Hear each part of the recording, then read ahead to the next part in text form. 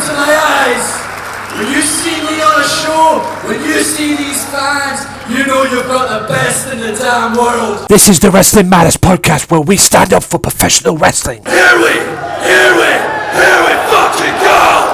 Well, enough is enough, and it's time for a change! Professional wrestling! This is it! This is us standing up! Yes! Yes! Yes! Yes! Yes! Yes! That's 13-14!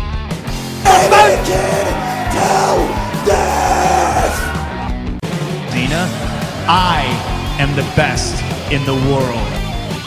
Cause that's the bottom line. Cause Stone Cold Simpson. Welcome one, welcome all to the Wrestling Matters podcast, episode 128. My name is Anthony Walker here every week, as I always am for you guys. On today's show, it's going to be a potentially long one, depending on how things go. If this goes over 60 minutes, guys, it is what it is at the end of the day. But I'm starting to do as best podcast as I can do at the end of the day. So, today we talk Raw, SmackDown, NXT, TNA, Ring of Honor, and ICW. That's right, 2 ICW Friday Night Fight Club reviews today on this podcast. So listen out for that. Plus, I'm going to treat you guys today. 2 World Culture top 10s as well at the end of the show. Also a few things here and there as well. But anyway, the following podcast can be heard on the Swerve, what the fuck was that accent? Yeah, I did say that, guys. You can mock me all you want. This podcast can be heard on the Swerve Tone Network, Sunday Segway, Max Wrestling, Offshoot Radio, and more. So be sure to check it out each and every weekend. I'm last on Mondays, as always. So be sure to check that out. It is run by Daz, who hosts Max Wrestling Podcast. And if you have any, check out all the podcasts, guys, because you will not be disappointed. That I can assure you. Mystery Island, guys. Also check out all the people as well, like RF Network and everything, Raging Falcon, OSW TV and stuff like that as well. All the sponsors, well, not sponsors, but partners and everything like that I get. Plus, check out the number one partner. That is Mystery Island, ladies and gentlemen. Partner number one. Simply the best, if you will.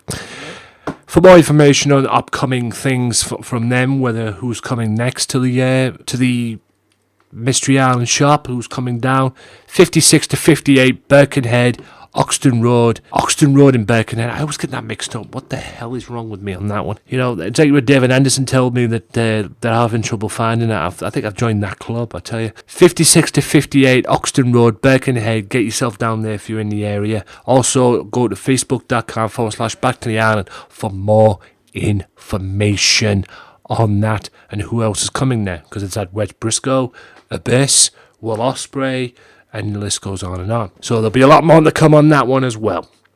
Also check out CWC Podcast this week, guys. It'll be up this week, exclusive to the YouTube channel and SoundCloud. And it's the final one. So be sure to check that out as well. Also, look out for my WCPW podcast. Speaking of WCPW, if you're going to the show that is taking place in Newcastle on September 15th, you may get a nice surprise, because it was announced this week on their YouTube channels that Alberto El Patron is coming to WCPW. Alberto Del Rio himself, that's right. Alberto El Patron, he's gone back to his El Patron name. Now he's out with WWE, so yeah, check it out, guys. If you're in the area and you're on that show, no doubt it'll be on their YouTube channel at some point. But if you're on that show, or you're going to that show, I think you're going to be in for a treat. Right, guys, now that all the plugging is out the way, and I've got that little bit of news out the way as well, it seems that there's a lot of matches taking place. By the way, congratulations to Scotty Tuori, because according to WrestlingNews.co, it seems that WWE has hired Scotty Too Hotty. That's right.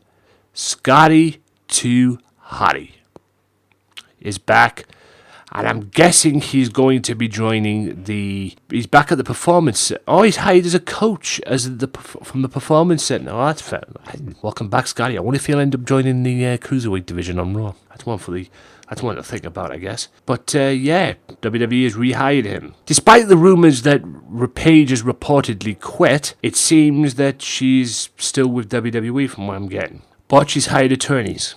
And this is all to do with, the process, falling out with Alberto, the fallout with Alberto leaving and whatnot. So I'm not going to go into too much detail, but I think you get the idea and you get the point. Sasha Banks and Charlotte pulled from WWE Clash of Champions match listing. Why is that? Because it was rumoured that Bayley would face Charlotte at Clash of Champions. But then Sasha came back, announced that she was returning, and then the match was made, Sasha versus Bayley. So WWE has sent word out to everyone on the web department not to promote Charlotte versus Sasha match at Clash of Champions. The web department was told to amend any stories on the website, yada yada yada, because it has been advertised for the show that Kevin Owens will face Seth Rollins for the Universal title. New Day defends their tag belts against the club, or what's left of the club. I guess we will find out Monday what the plan is for the women's title. It's strange that they've advertised a Bayley versus Charlotte over a week ago, but then changed it. What is the future? So I guess we find out tonight what the future is for the women's title at the upcoming Clash of Champions pay-per-view as well. So, because it was rumored to be Bayley versus Charlotte, according to a website that I saw. Bayley beat Charlotte on Raw.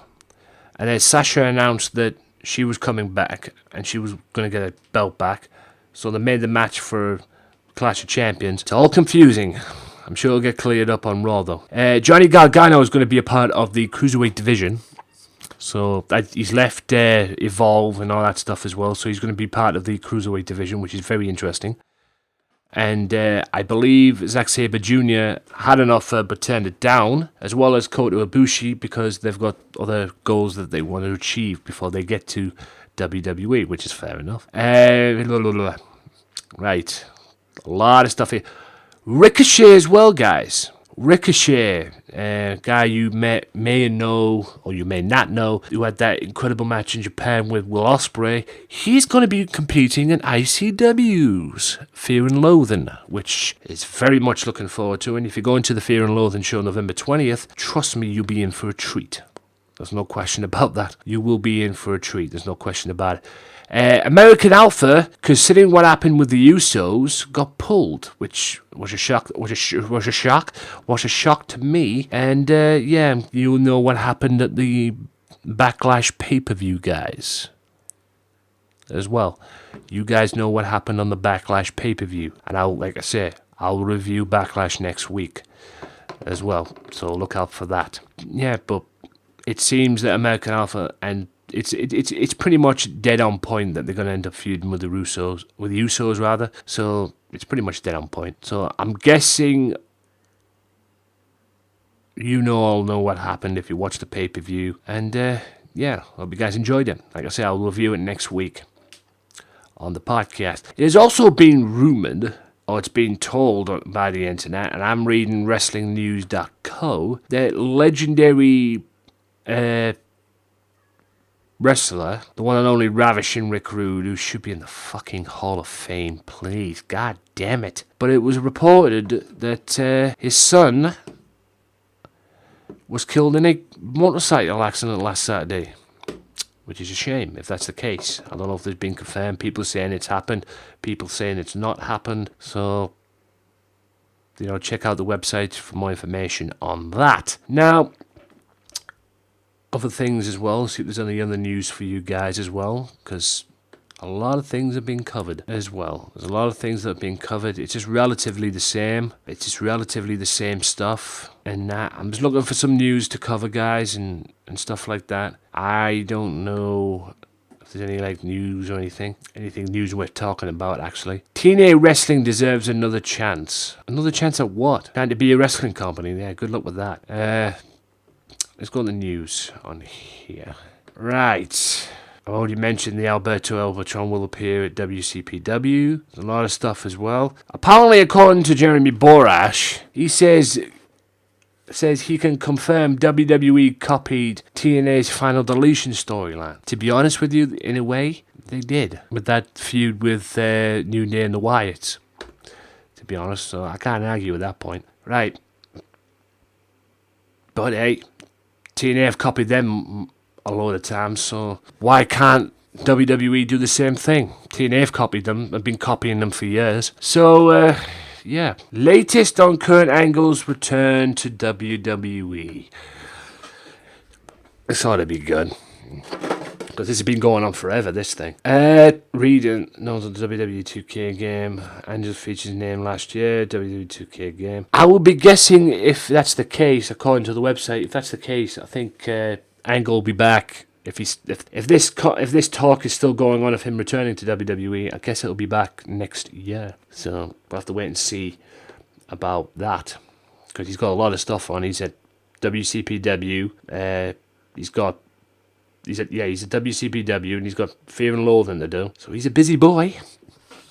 And you know what, guys? To end this part here, I'm going to go through something that I've just found. 15 wrestlers, according to BuzzTrendy.com. I'll put the link in the description below.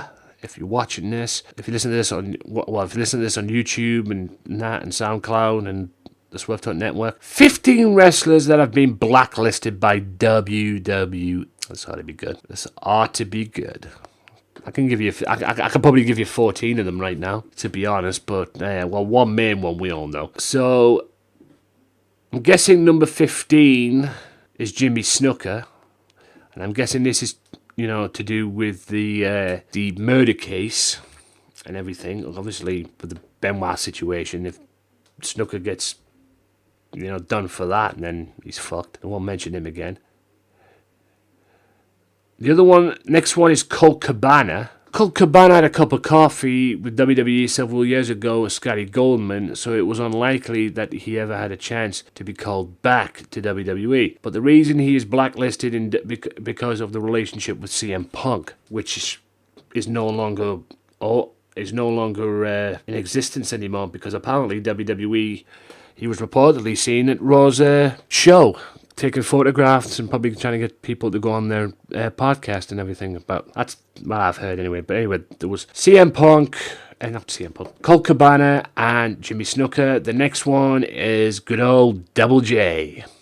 That's right. He's busting he launched TNA in 2002 and is currently working on getting Global Force off the ground. And he's still doing that to this very day, guys, because Global Force, I don't even know what the hell Global Force Wrestling is, to be honest with you. But whatever he's doing, it's not working for him. The other one is Nails. Now, it was his beef with McMahon, and testified in McMahon's steroid trial and claimed McMahon told him to take steroids as well, plus a few other things as well that went on with him and McMahon, which I know about. The next one after that is Teddy Hart. I don't know why he's been blacklisted. Teddy Hart, the grandchild of the... CM Punk wrote a blog ripping on Hart and called him a cancer to the wrestling business because he acts like he knows it all. These things might be enough for WWE to stay away from him because of him, but the things were sealed. His fate was something that happened outside of wrestling. Hart was brought up on a sexual assault charges in Canada. Yeah, that's definitely going to do it. Sexually assault charges. I don't even know what the hell. I can't even speak today. Sexually assault. I've gone down that route. I apologize, guys. I really do. Juventud Carrera is the next one. Well, this is interesting. Carrera has a reputation for substance abuse issues and may have said that his ego got out of control while he wrestled with WCW and WWE. He was released in 2006 after doing a 450 splash during a SmackDown taping. That was after wrestlers were told to tone things down in the ring. The 450 was one of the moves banned from around this time because Paul London was injured after taking the move from Guerrero in the previous match. WWE had no choice but to make an example out of him, and he was released. Stupid move. And the next one is Medusa. Why is she being blacklisted for? She's been in the friggin' WWE Hall of Fame. I mean, this might be an old... I'm guessing this has got to be... Yeah, it was 2 months ago. Oh, 2 months ago. So hang on a minute. Why is she being blacklisted? She got brought in. She's been in the Hall of Fame. WWE for many years until fences were mended in 2000. But she was inducted to the Hall of Fame. I don't get that one. She's been blacklisted and she's been put in the Hall of Fame. If she was blacklisted, she wouldn't be in the Hall of Fame. I don't get that one. Macho Man, again. Macho Man Randy Savage, blacklisted. Why is he being blacklisted for? For what? This thing's just got really retarded in a heartbeat. Seriously. This thing's just got really retarded. This. I'm sorry, guys. I thought this would be interesting, and it wasn't. And it was interesting at the moment, and then it just got really retarded. She got China got blacklisted for porn and everything. That's what it was, and a Playboy, and the destruction of a Triple H, and WWE doesn't give a damn about her. It's been made very, very clear. The next one after that is Eli Drake. Huh? If you don't watch TNA wrestling, then you might not know who Eli Drake is. Drake, Sean Ricker, was in the WWE's developmental system several years ago. Drake told the Pancakes and Power Slam podcast, said that he was a member of management that didn't like him, so he would often bury him to the office.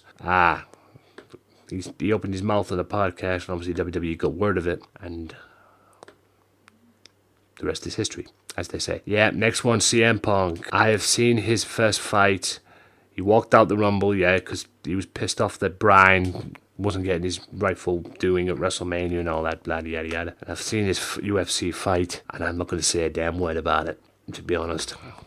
I've seen the fight. This happened this past weekend. Ultimate Warrior is the next one. He's not being blacklisted. They made peace, thankfully, as well. But yes, he was blacklisted before they made their peace, because he held Vince up to money and threatened not to do the main event. Vince agreed to give him his money, and all this was at SummerSlam. So yeah. Right. The next one after that. I'm glad this is over, man. I mean, this thing just literally turned retarded, this countdown. I understand Chris Benoit. We all know Chris Benoit's been blacklisted from WWE, and we all know why. And the next one after that is good old Hulk Hogan. That's right. Now, he's been blacklisted for one thing, right? They're going to work things out in the near future, but the only reason he's been blacklisted, it isn't because of all the stuff that's been going on and whatnot previous. The reason why he's been blacklisted, ladies and gentlemen, is because of one simple thing: the racist angle, or the racist scam. That's the reason he's been blacklisted, okay? If that hadn't came up, he'd probably still be in WWE to this very day. He'd still be on video games and whatnot. So that's the reason he's been blacklisted, ladies and gentlemen. It's nothing serious. WWE, I tried to keep their image and everything and get him to stay away, so it is what it is at the end of the day. But with that being said, ladies and gents, that is the end of this part 1 of the Wrestling Matters podcast. I'll be back in part 2, and we'll talk Raw and SmackDown, so stay tuned. If you like the Wrestling Matters podcast, why not check out their Facebook page at facebook.com/WM podcast and like the page and show your support to the podcast that stands up for professional wrestling, the Wrestling Matters podcast. Wrestling Matters, wrestling fans. Right, ladies and gentlemen, welcome back to part 2 of the Wrestling Matters podcast. Hope you guys are enjoying the podcast so far. We're going to get right into it, guys. We're going to talk wrestling, because that's what we do on this podcast. We're going to talk Monday Night Raw and SmackDown. That's right, Monday Night Raw and SmackDown. An okay Raw for me. Not particularly the biggest in a ways, but I liked it. I thought it was cool. Certain moments here and there and everything, the best of Sheamus, the best of 7 Series and everything. Nobody gives a rat's ass about that, quite frankly.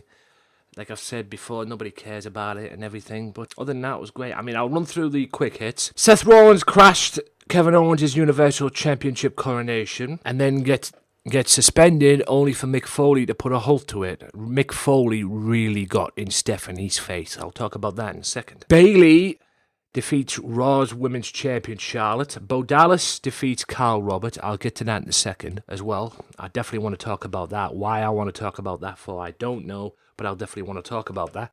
Seth Rollins 1-on-1 with Chris Jericho. and beats him. Sheamus defeats Cesaro to go 3-0 up in the series. The Shining Stars defeat Enzo and Big Cass. I'll definitely talk about that in a second. Nia Jax defeats, Ann Esposito. I hope I said that right. If I didn't, I apologize. But Nia Jax destroyed you anyway. Luke Gallows and Carl Anderson introduced the Old Day, which led to their confrontation with the New Day. Darren Young beats Jinder Mahal. Titus O'Neil got involved in that. Braun Strowman beats Sin Cara. Sasha Banks returned to Raw. Universal Champion Kevin Owens beats Sami Zayn. Now, Mick Foley really got in the face of Stephanie McMahon? Stephanie McMahon this week, man, for real.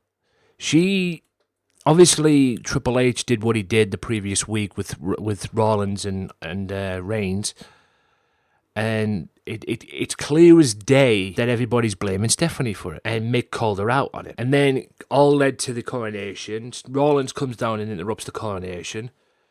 Kevin Owens said something derogatory towards Rollins, which led to Rollins basically smacking him in the mouth. Stephanie screaming, "Stop it!" And then the next minute, Stephanie says, "You are indefinitely suspended." But Foley had other plans. And makes a match which was spoiled on the last episode. And like I said, it was pretty much a dead certain anyway over the weekend that Kevin Owens will have to defend the Universal title against Seth Rollins at Clash of Champions, the newly baby-faced Seth Rollins. And then backstage, Chris Jericho had something to say about it, and then he ends up in a match with Seth Rollins, which was a good match. Actually, it was actually a great match between the two, and one mistake, and Jericho walks into a pedigree, and Seth Rollins gets the victory. Now, I want to get away from that for a bit. I want to talk about Braun Strowman, Nia Jax. Braun Strowman and Nia Jax are getting this, and it's been fun. It's been fun to watch, getting their development, beating these job guys and everything, or job girls in Nia Jax's case, and getting that push and getting that, development, which is great. I mean, Braun Strowman definitely needed it. I'm not quite sure on Nia Jax, though. But hey, any development is good development at the end of the day. Whatever works for you at the end of the day. Bo Dallas, however, has returned, and he took on Carl Roberts. And I have to say, it was the most boring thing I have ever seen in my life. Now, Bo Dallas has been... This might be his punishment doing this stuff, because Bo Dallas has been in and over the news over the past couple of times, getting drunk, exposing himself, causing havoc, getting himself into all sorts of mischief, yada, yada, yada, yada, yada, yada, yada. So I'm guessing this might be his punishment, because to be fair, he doesn't really need it. But it was the most boring thing I've ever seen in my life. I mean, we all knew what the bathroom break was, and I'm not the biggest Bo Dallas fan anyway.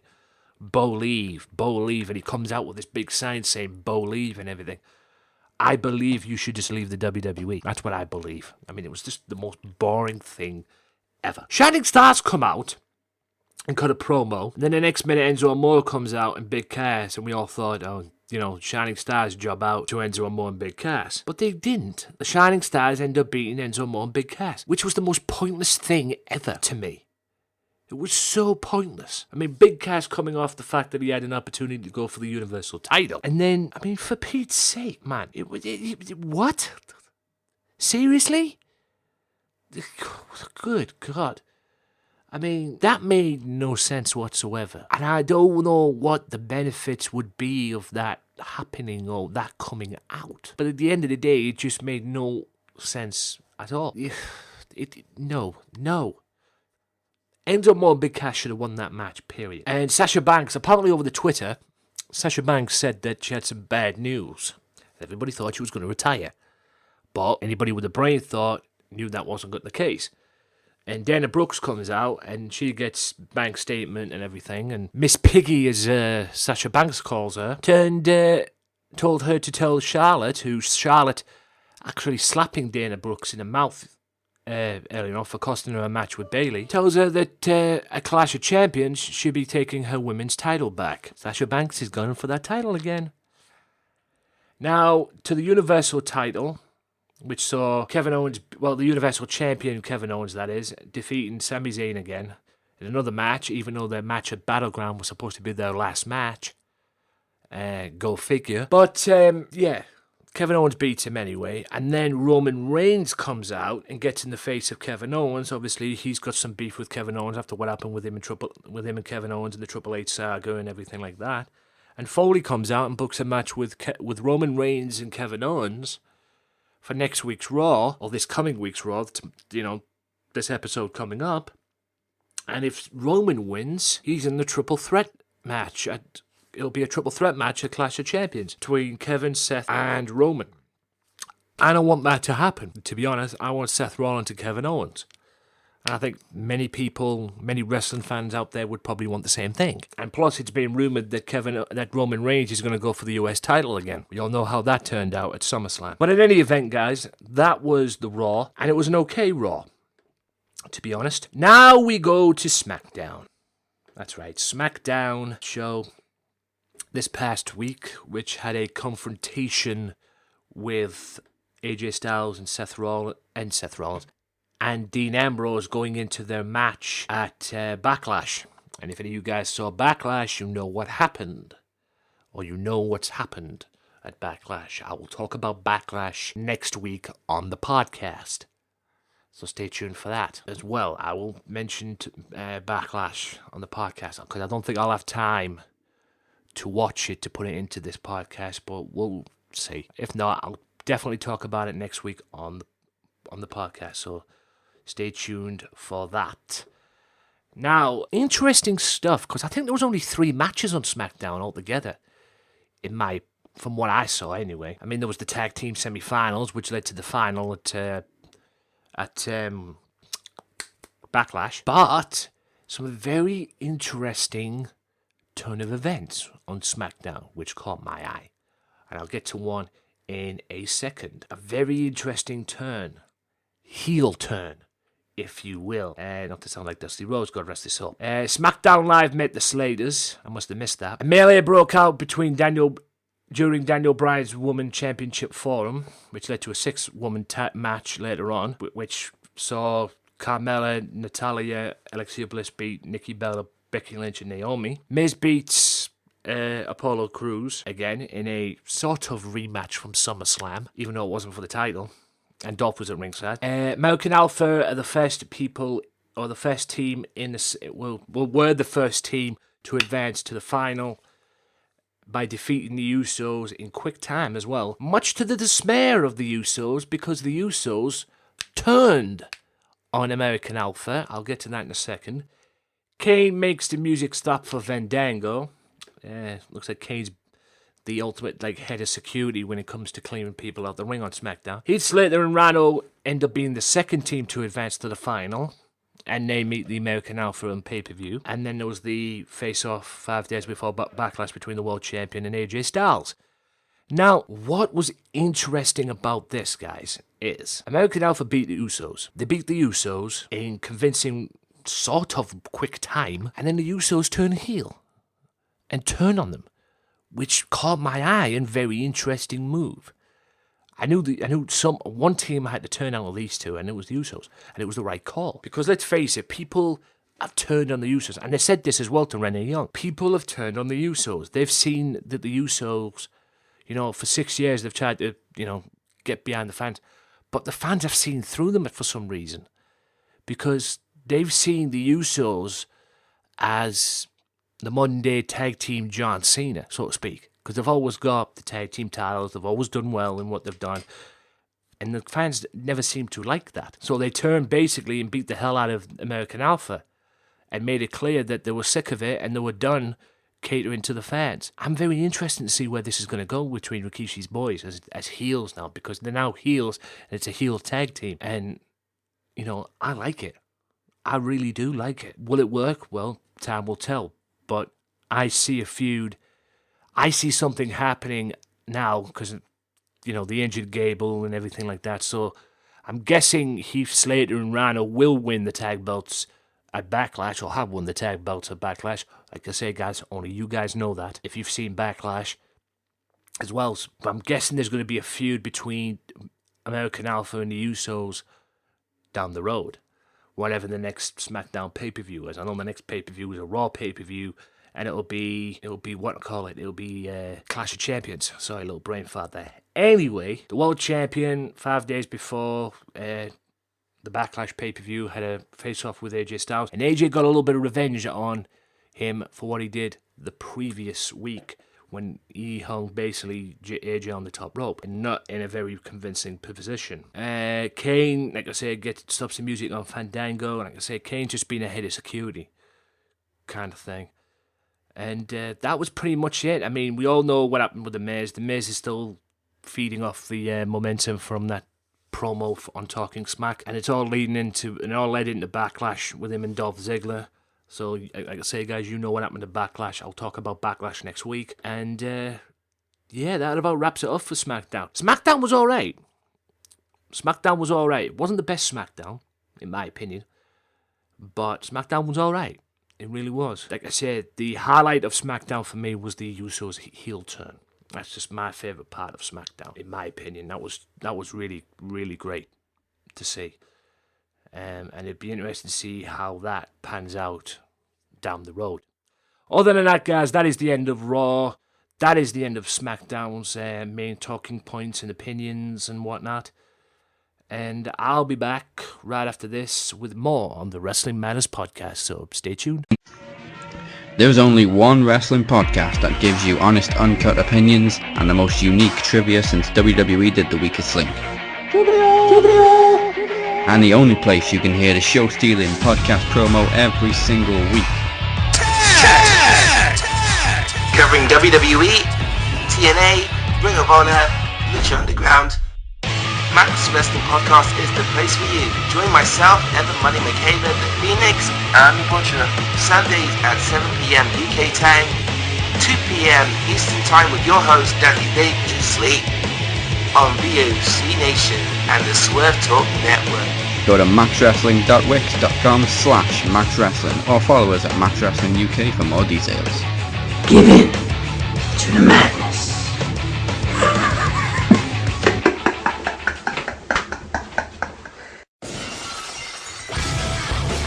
Be sure to listen to the Sunday Segway Wrestling Podcast. What? Every Sunday with Kenny Killer and the Galdem Sugar Shugs. Yes! With all the news, views, and laughter that you want. They like jet airplanes. Woo! They like long limousines. Every Sunday, the Sunday Segway Wrestling Podcast on Podomatic, iTunes, and YouTube. So why don't you choke on that, slap nut? Well, welcome back to part 3, ladies and gentlemen, of the Wrestling Matters podcast. Hope you're enjoying the show so far. Now, I'll get through the NXT, TNA in a second. I'll go with Ring of Honor first. Let's talk about these three now, because I want to leave a gap and leave some room to talk about ICW properly, because there's 2 shows. I didn't get a chance to talk about one show last week, so I'll do it this week on the podcast as well as throwing some What Culture Pro Wrestling top 10s again, because there's a couple of top 10s out there that are interesting, so I'll throw them in as well. But right now in this part, let's talk about NXT, let's talk about TNA, but first, let's get to Ring of Honor. Now, matches-wise, Dalton Castle beats Caprice Coleman in what was a great match, actually, a very good wrestling match, and when the Cabana got kicked out of ringside, Dalton basically took it from there, and got the victory, in my opinion. Lio Rush, Jay White versus the Briscoes, and the Briscoes end up winning that one. The Addiction were very angry at Nigel McGuinness for putting them in a tag team title match September 30th, and it's going to be Ladder Wars, and they will have to defend the tag belts against Young Bucks and Motor City Machine Guns. Bullet Club kicked off the show, though, and Cole thinks he's the measuring stick. Well, Lethal had something to say about that, and he says, Cole says he'll always be better than him, and Lethal says he has some friends, and out came Naito and Evil. And next week, Naito and Evil will join forces with Jay Lethal, to face the Bullet Club, featuring Adam Cole next week on Ring of Honor. So that is the main event. I believe, ladies and gentlemen, that Adam Cole, this whole thing, and I've said this last week as well, this whole thing with Adam Cole is setting up a chance for Kyle O'Reilly to be the Ring of Honor World Champion. I mean, what better way to get his revenge? You know, Adam Cole said as long as he's in Ring of Honor, he will never be World Champion. better way to get it. And have Kyle O'Reilly beat Adam Cole to become the Ring of Honor World Champion. When will that happen? I don't know, but it seems like it's going to go down that way at some point. I think Adam might have to get rid of, what to call it first, Jay Lethal, before that can happen at the moment, because it seems this feud with him and Jay Lethal is still going to continue. Now, let's switch over to TNA, if we must. TNA this week, I'll run through the matches. I won't talk about it in too much. Knockouts tag match was on as well. Let's talk about it. Deleted or Decay. That's part 2 from the Final Deletion. Except they couldn't call it Final Deletion, apparently. I don't know why. I'm not even going to get into that. But anyway. The Knockouts tag team match saw Gail Kim and Jay versus Cena and Ali. And Gail Kim and Jay win that match. Billy Corgan confirms the rumours that were flying around that the now King of the Mountain title has been retired. And Impact Wrestling has now got a Grand Championship. That's right, Impact Grand Champion. And there's a tournament taking place for it. And, really? Oh, by the way, Aaron Rex had some choice words for Drew Galloway as well, all leading into their match, probably at Bound for Glory in October. But it seems the first round single elimination tournament, Drew Galloway versus Braxton Sutter, and these have like 3-minute rounds in there. There's like a 3-minute round in there, and you collect points in that. There's a video. I'll put the video in the description below, guys. It's very complicated, but I'll let you see for yourself. There's actually a video that put up on the rules and everything, so I'll let you see that for yourselves. But all in all, Drew Galloway ended up beating Braxton Sutter by submission to advance, and then Sutter gets attacked by Rockstar Spud during the break. Decay find a ride to Cameron, North Carolina for their Delete or Decay match. Bound for Glory press conference has an epic conclusion involving EC3 and Bobby Lashley, who will face each other for the world title. Thank God they haven't got rid of the world championship, that's all I'm saying. The next one was Jesse Goodhouse and Eli Drake in the first round of the Grand Championship tournament, and Eli Drake beats him in that. Again, Aaron Rex had some more choice words for Drew Galloway. Brother Nero saves Matt Hardy, Broken Matt rather, from taking Janice right in the gut. And that about it. I'll let you see for yourself in terms of the Delete or Decay, because to be honest with you, I've got a funny feeling it was as bad as the first one, and I'm trying to forget the first one, to be honest. But in any event, let's talk about NXT. Let's run through NXT, which featured the NXT champion this week, guys. The NXT champion in action. So let's go to that. By the way, be sure to check out my CWC penultimate podcast that I've done this week as well, guys. Be sure to check that out as well. The final is this week. I'm very much looking forward to that. And I will talk about Backlash next week on the podcast, just a reminder. Now, the full NXT results. TM61 defeat Tony Nese and Daivari, who I believe was the same Daivari who participated in the Cruiserweight tournament. I think Tony Nese did as well, but I might be wrong on that. NXT Women's Champion Asuka proclaims no one is ready to challenge her.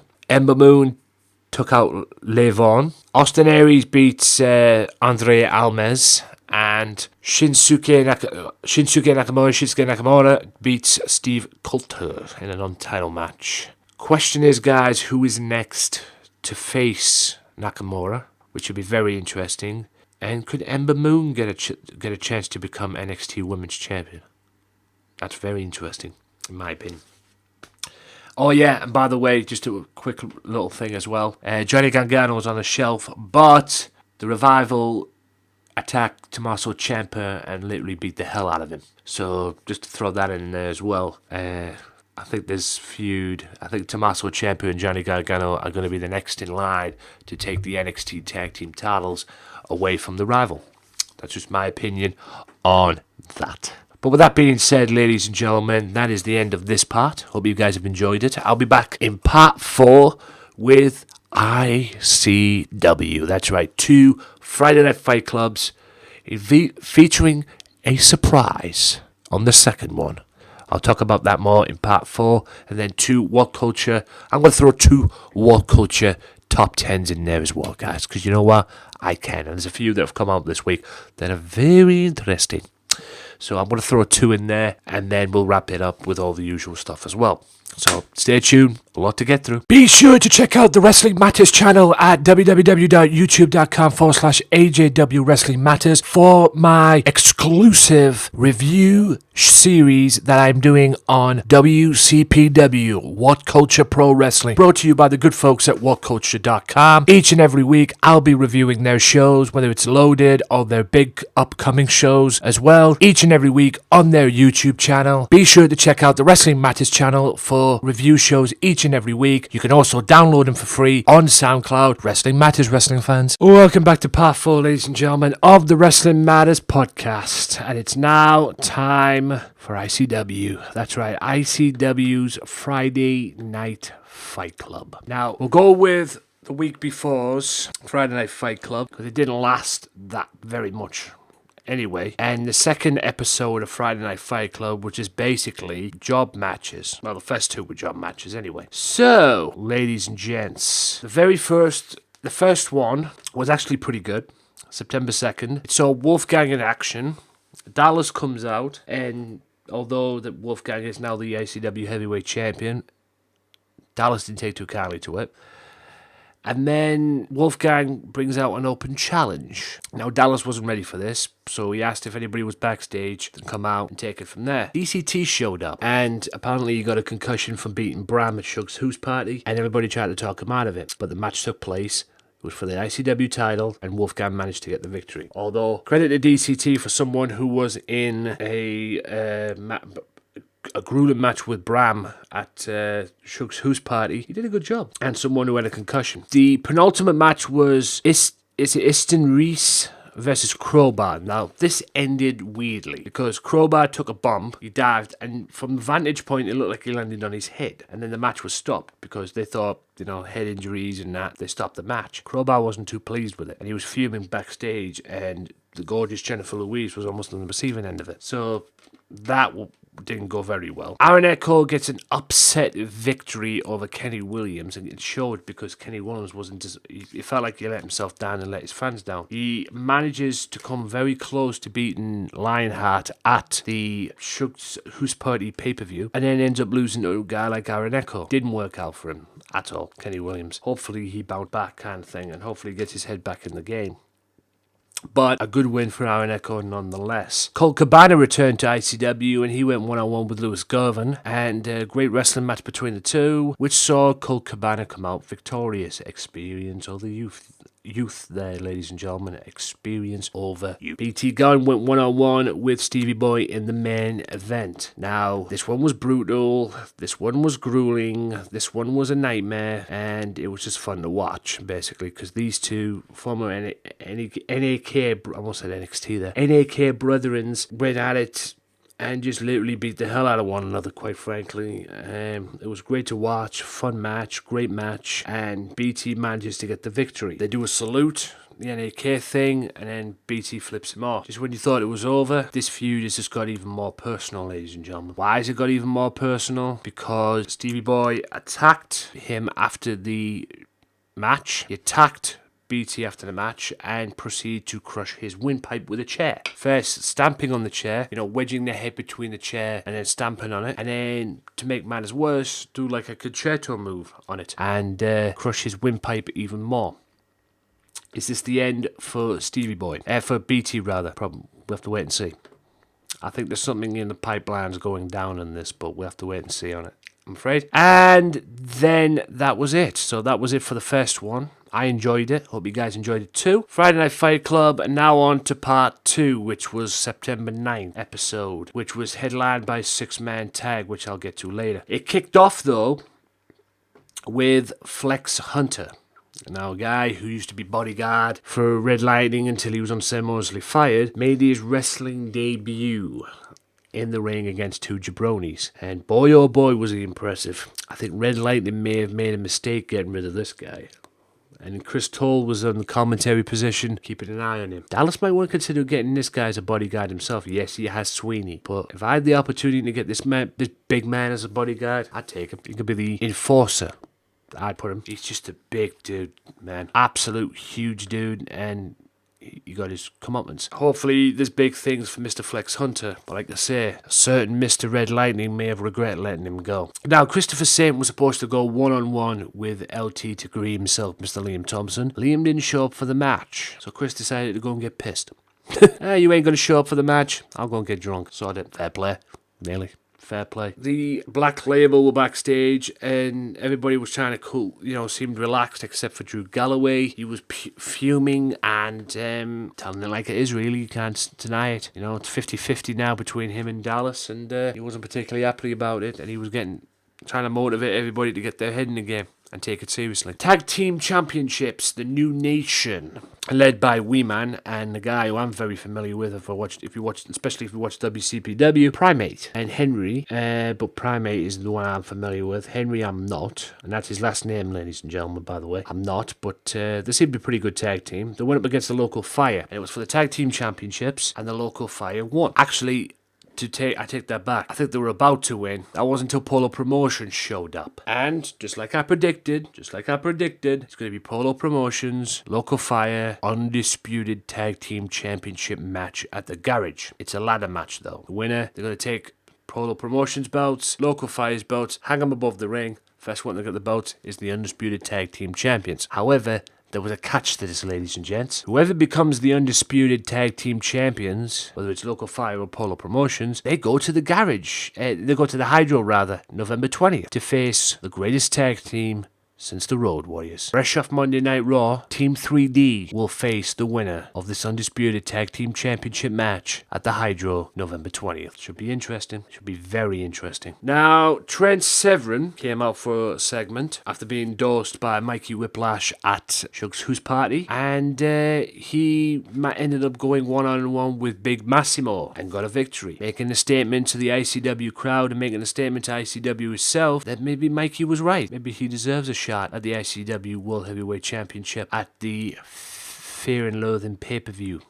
And I say pay-per-view because it's going to be on iPay-per-view. So, yeah, we'll have to wait and see how that happens. But a great win in a hard-fought bout between Trent Severn and Massimo, and Trent gets the victory. Mustache Mountain reigns supreme. Now, we go on to the main event, which saw Black Label and the Pinky Party.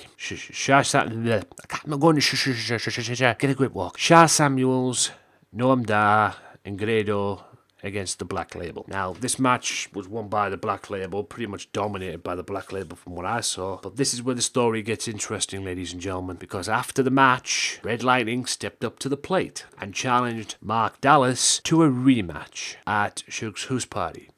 Except this time, it's a little different. The reason why it's a little different, because he challenged Mark to get 5 of his guys and 5 of Red's guys. Red will get 5 of his guys as well. Winner takes all at Shug's. At the Fear and Loathing pay-per-view, winner takes all. You heard me. Winner takes all. And I'm putting it right now, guys. It's the end of Black Label. It's the end of Black Label. Red Lightning, Reign of Terror, will come to an end, thankfully. Don't know how it's going to happen, but it's going to come to an end November 20th at Fear and Loathing. And Dallas gets his company back. Full company back. Not 50-50, 100% of it. It'll all return to Dallas November 20th.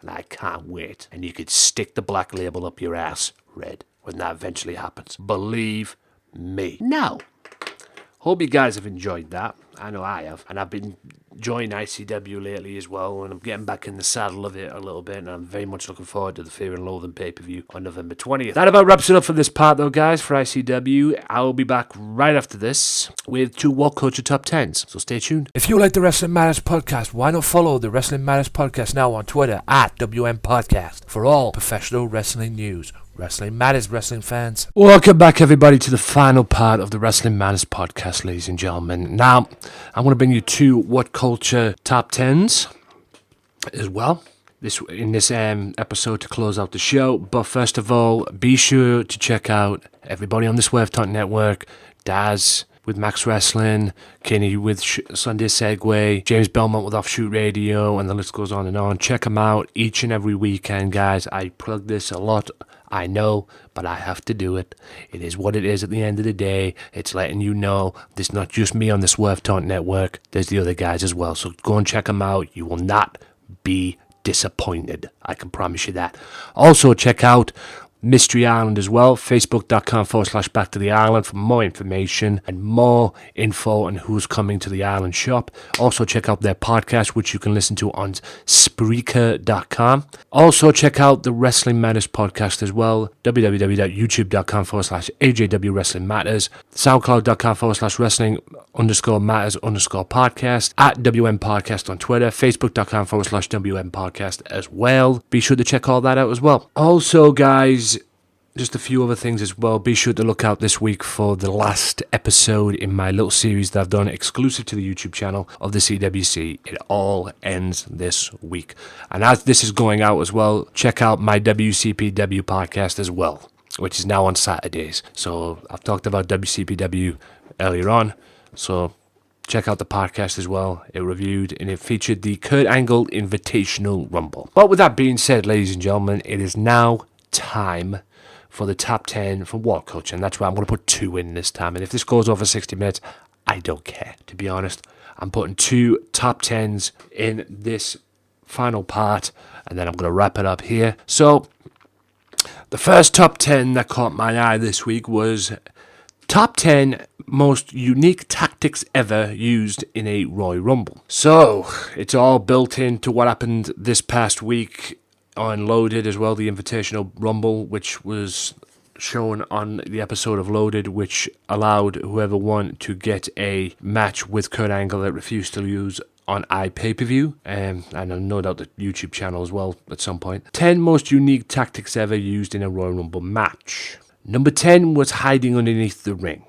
Now, I don't think that was used that often in the Rumbles, but Jerry Lawler made that one famous because he did it in 96 when Jake Roberts came out. He was in the ring. Roberts came out and chased everybody out the ring with the snake, made an impact, if you will, and then hid underneath the ring up until the point where Shawn Michaels eventually found him and then eliminated him as well. So, yeah, that's how that went down, guys. I don't know if that was unique, but in any event. Moving swiftly on. Number 9, cling on for dear life, which is basically getting flung over the top rope and just hanging on as hard as you can, or basically do what Road Dogg did in 2000 and just go underneath the bottom rope and just cling on to the bottom rope for dear life, not allowing everybody in. Take a beating while you're down there, but also just cling on to it while you're taking it. And Road Dogg did that. Place a bounty on somebody. Yeah, I don't know why I'd showed Prince of Mean in the video, but anyway. Place a bounty on somebody. And I believe this is going back to 1999 when Vince McMahon placed a bounty on Steve Austin. Put up $250K or somewhere around about that figure to eliminate Stone Cold, but nobody could do it. Nobody could do it. And hell, at one point we thought the corporation did it, but then Austin came back and we all know what happened at the end of the Royal Rumble. Number 7, ladies and gentlemen, number 7, again with the Prince of Mean on the video for Pete's sake, but number 7, ladies and gentlemen, is pinfall. I don't know if this has ever happened in a Royal Rumble. It happened in the Invitational Rumble they had on WCPW. I don't know if this ever happened in the Royal Rumble. Unless it's... I don't know if it's ever happened in the Royal Rumble in WWE. But, yeah. I don't know if it's ever happened that way. But at the end of the day, I think the last time it ever happened in a Royal Rumble, or an attempt anyway, was Savage. Yeah, I remember it now. Because Savage, in about, I think it was 93's Royal Rumble, Savage elbowed Yokozuna off the top rope. He did his elbow drop, went to pin him, but then Yoko used his power and flipped him and kicked out so highly, Savage ended up going over the top rope and Yoko ended up winning the Rumble. So, yeah, I guess that is the most unique way to eliminate somebody, or unique tactic to eliminate somebody. Pinfalls have never been in the Royal Rumble. The last time I saw a pinfall in the Royal Rumble, besides the Invitational Rumble that they had on there, was Well, the last time it happened, it was on a video game. But that's another issue for another day. The next one is Enter Multiple Times. Well, we all know who did that in 98. Mick Foley. That's right, he came out once as Cactus Jack, then Mankind, and then Dude Love, which is the most confusing thing ever. But hey, that's Foley for you. Very confusing, very crazy, but it was effective. You can't deny that. It was very effective, to a point at least. And it almost actually got him the win, because I think with Dude Love he finished 4th. But Austin ended up winning the 98 Royal Rumble. Now, ladies and gentlemen, the next one in this chart of tactics used in a Royal Rumble match was hardcore weapons, I'm guessing. Next one is Kiss Flock, I'm guessing. What the fuck? It's very confusing, this chart, guys. You have to bear with me. Kiss, it's spelled F-O-L-K, so I don't know what this is all about, to be honest with you. But hey, you know, it's Kurt Angle. He's got a picture of Kurt Angle coming up. I don't understand this. Oh, I remember. Yeah. It was in a Royal Rumble match. Beth Phoenix made an appearance in the Rumble. She saw the Great Khali. Great Khali was trying to get rid of her. Beth kisses him while she's on the apron, and then pulls Khali out. Yeah. That was the Royal Rumble where Edge came back from his injury and ended up winning it, much to the dismay of Chris Jericho. Yeah. Just great Royal Rumble. Unleash the Python, which I'm guessing is next, and I'm guessing Unleash the Python is to do with Jake Roberts. I'm guessing. To do with Jake the Snake Roberts. Because I'm guessing it's the 96 Royal Rumble they're going with here. But I know it's to do with Jake Roberts. Yeah, Jake Roberts came out. I'm guessing it's the 89 Royal Rumble. Roberts came out and he put the snake in the ring, as you do. And a certain somebody got scared of it, which was Andre the Giant, and he ended up eliminating himself. The next one after that was Refuse to Enter, and there's been many people that have done that. Especially Boss Man in 2000 with Rikishi and that. I think the refuse to enter thing is just mind games. And then Test eventually came out, beat up the Boss Man, and then eventually eliminated him. Thankfully, he didn't do a Martin Kirby and just run around the ring like a complete tool. But anyway. And the next one after that is Kofi Kingston. I'm guessing this is number 1. Because Kofi got eliminated once in the Royal Rumble match. And he had his foot on a stair at one point. He did a handstand. But the most unique one is he ended up on the announce table. And he used John's chair to get back in. And even at one point, they ended up using Big E at some point as well. And he's done handstand, he's done a lot. I mean, it's just, he has got to be probably one of the best participants to ever grace a Royal Rumble, in my opinion, considering what he's done. I mean, if you don't believe me, go back to the Royal Rumbles that he's been in, and you'll see why. Right, that's the end of that top 10. Hope you guys enjoyed that. Now it's time for the other top 10. Top 10 best WWE authority figures. And there's been plenty, believe you me. There's been plenty. No, not Adam Pacitti being one of them, but anyway, there has definitely been plenty of them. And in the video that I watched, which I'll leave both the videos in the description below, in the video that I watched, the authority figures do need to be heels.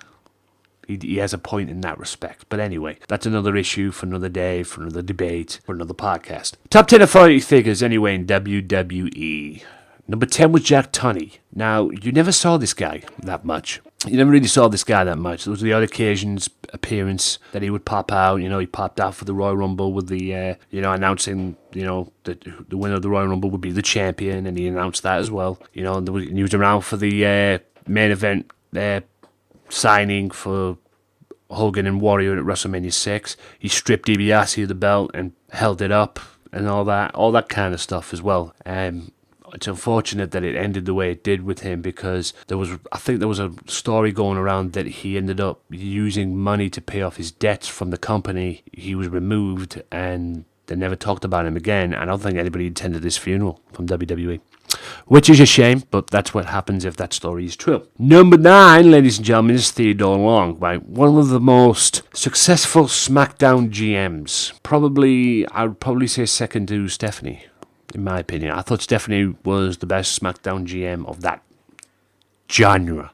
if you will. But he was a weird one at times, Teddy Long. I mean, there was times he was heel, and there was times he'd be babyface. You know, there was times he was heel against The Undertaker and paid for it. There was times he was babyface and put what I call it in his place. CM Punk at times. There was a heel. There was time he was on. He was GM. I swear he was GM of ECW at one point. But the weirdest thing about this genre is his relationship with former WWE diva Asana. Asana as well, which was very weird. They ended up getting married at one point, which left Vicky Guerrero to be involved as well and give her like a break in terms of GM-ship, you know, acting GM and that, which is... Ugh. But anyway, all in all, Teddy Long was a very good GM for SmackDown, and I swear he was also GM at one point for ECW, but that's another issue for another day. Next one, number 8, is actually Vicky Guerrero. Very, very weird. Actually, going back, it wasn't Asana that was the... He did date a Teddy Long, but it wasn't that. It was the other one as well. I think the one who's now eventually married to Bobby Lashley as well in real life. I know because I've seen her in TNA. But Vicky played well, and Vicky played ball. She was the annoying heel, you know.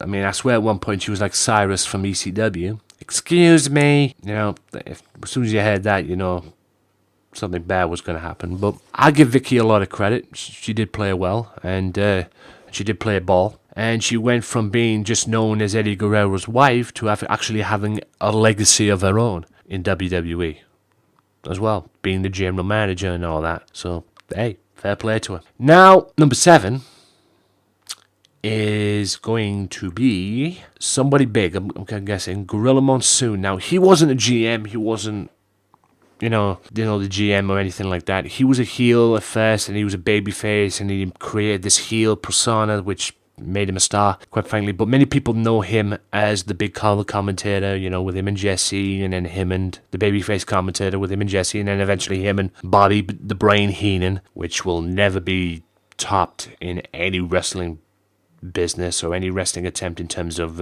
announcing, because he was great. Both of them were great. And yeah, but in one spell in, I believe it was 97, 96 time, he became president of WWE and replacing Piper, I believe, at one point.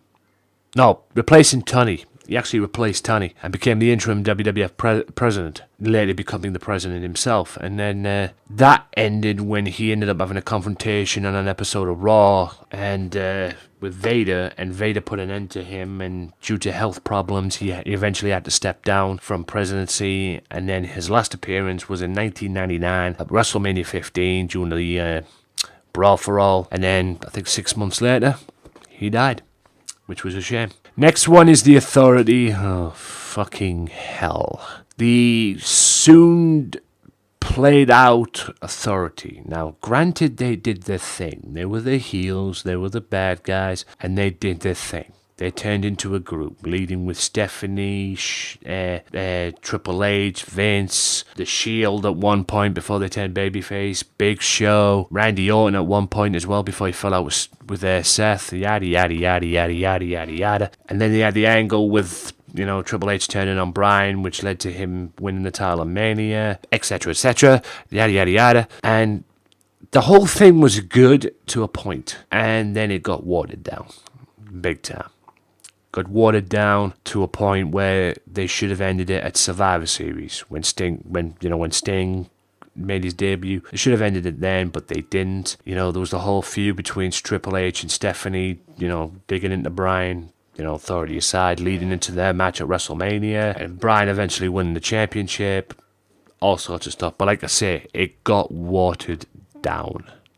At the end of the day, I don't care what anyone says, it got watered down, and the night Sting cost them the Survivor Series match, it should have ended there, but it didn't. And like I've said many times, I understand why. And like I spoke to Chad on Facebook as well, there was not a lot of heels going around that time anyway. I understand why they brought the Authority back, because people wanted to see Triple H and Sting at WrestleMania. The big dream match that turned into a Monday Night War, which was which made no sense whatsoever. But anyway, next one is William Regal, another successful general manager. He was general manager of Raw, but he was also the commissioner, the comedy commissioner of WWF and WCW during the Alliance. He was Raw GM as well after winning a bogus Battle Royal to get it. He also won King of the Ring during his genre as Raw GM, and then that ended, and now he is a successful general manager on NXT. How could you not love Regal, man? For real. You know, the heel persona and all that stuff and everything. He was annoying as a heel when he was Raw GM. But how can you not love Regal? That's all I can say about that. And he would stand up to people as well, which was awesome. Another authority figure as well, who is the current Raw GM, which is next on the list, is Mick Foley. Now, he was the comedy commissioner as well, having his stuff with Edge and Christian. You know, he would be like a judge when he was the commissioner. People would come up and put their case forward, and he would make a match or something like that, and he would go, and that is final, kind of thing as well, which was great. And he was great, man. He was just great a commissioner. Very weird at times as the commissioner, but very successful nonetheless. And he was the guy in storyline-wise that would found out how or who ran over Stone Cold at Survivor Series 1999. Yeah. Less said about that, the better. But anyway, moving on swiftly. Next in line is Paul Heyman. Now, Paul replaced Stephanie after Vince forced her out of general managership on SmackDown, and he came in and basically changed SmackDown. Not just behind the scenes with his booking and everything, and he said this on his DVD, but he'd change it. You know, he made peace with Brock after turning on him at Survivor Series and costing him the WWE title and everything. But he was a good heel general manager. We all knew he'd be heel. But he was a constant pain in the ass at one point to Chris Benoit as well. And then then all of this abruptly ended when Stone Cold lost his ATV leading into WrestleMania with the Brock Lesnar Goldberg match. He lost his ATV and he ended up coming to SmackDown because Brock Lesnar had his ATV. He ended up coming to SmackDown to get it back, and everybody on SmackDown, Paul Heyman expected everybody on SmackDown to beat the hell out of Stone Cold, but they didn't. And they turned on him, which led to a brawl between Stone Cold and Brock, Heyman getting stunned, and Austin getting his ATV back. Next one is Eric Bischoff. And by the way, he lost his general managership, Paul Heyman, to one Kurt Angle. Less said about that, the better. But anyway, next one's Eric Bischoff. Probably the best GM that Raw's ever had, quite frankly. 4 years at the most. Very successful. And you can't deny it. I mean, he was very successful. He created the Elimination Chamber. War Games match. You know, he did a lot of stuff. He did HLA. He did a lot of things that were entertaining. He brought back the World Championship gold belt. You know, he had a feud with Steve Austin. He had feuds with Stephanie. He had feuds with Shane McMahon. You know, he was great. He was great to watch on Raw. And one of the reasons, and many reasons, why Raw was as successful as it was back then during his time as general manager. Fair play to him for that. And number one, of course, you can't beat him. He is the man that set the bar for authority figures, in WWE at least. The one and only Vince McMahon. Yeah.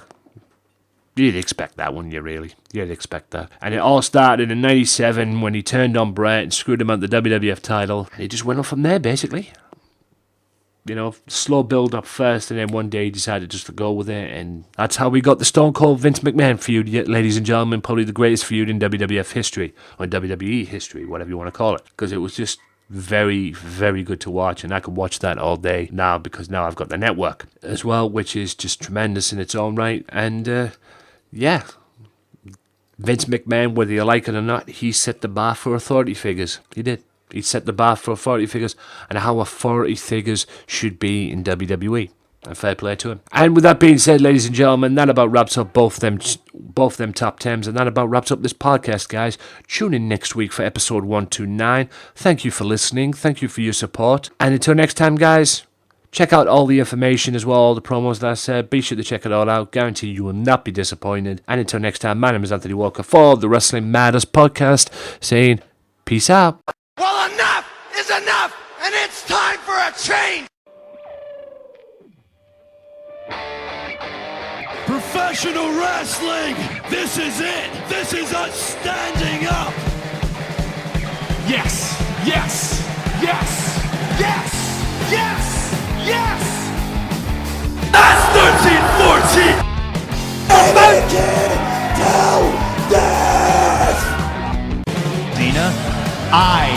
I'm the best in the world.